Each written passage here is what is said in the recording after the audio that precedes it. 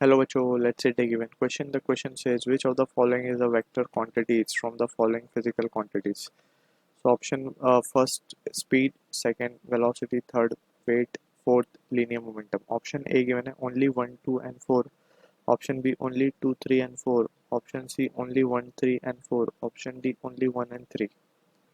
So इस question का जो key concept we need to understand is the concept of scalar and vector quantities.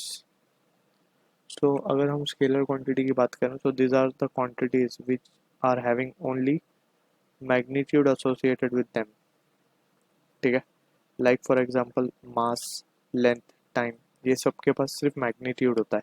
ठीक है, and vector quantities are those quantities जिनके पास magnitude होता है प्लस डायरेक्शन भी होता है.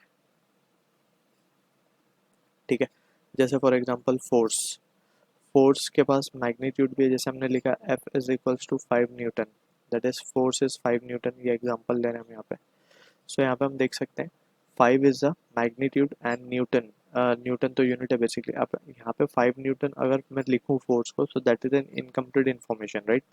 तो इसको डायरेक्शन भी हमें स्पेसिफाई करना पड़ेगा, वेदर टुवर्ड्स राइट है, वेदर अपवर्ड, डाउनवर्ड, किस डायरेक्शन में बेसिकली फोर्स ये एक्ट कर रही है. So that is also an important aspect to have the complete information regarding this.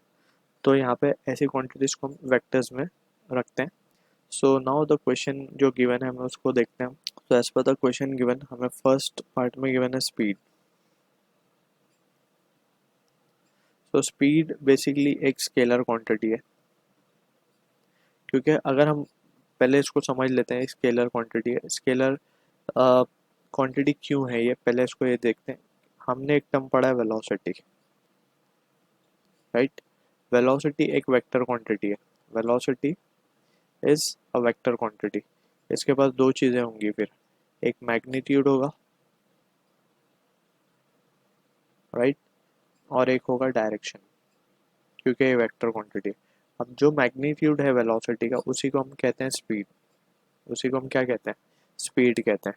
ठीक है, अब यहाँ पे जो सिचुएशन है हम देख सकते हैं कि वेलोसिटी का मैग्नीट्यूड कंपोनेंट इज स्पीड, और speed itself is a just having the magnitude part associated with it, so it is a scalar quantity. ठीक है, जैसे हम लिखते हैं स्पीड की वैल्यू लिख देते हैं basically 2 kilometre per hour, 4 kilometre per hour. So basically speed is the scalar quantity.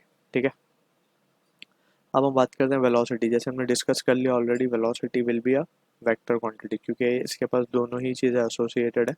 So velocity will be a vector quantity. हमसे पूछा है कौन सी क्वांटिटीज वेक्टर होंगी, तो सेकंड वाली तो वेक्टर है.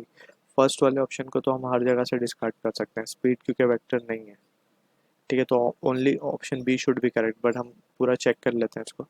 ये हो गई बात स्पीड की और वेलोसिटी की. अब हम बात करते हैं वेट की. Weight basically is nothing but the force we apply on the surface. Let's suppose this is the earth surface और हम इसके ऊपर खड़े.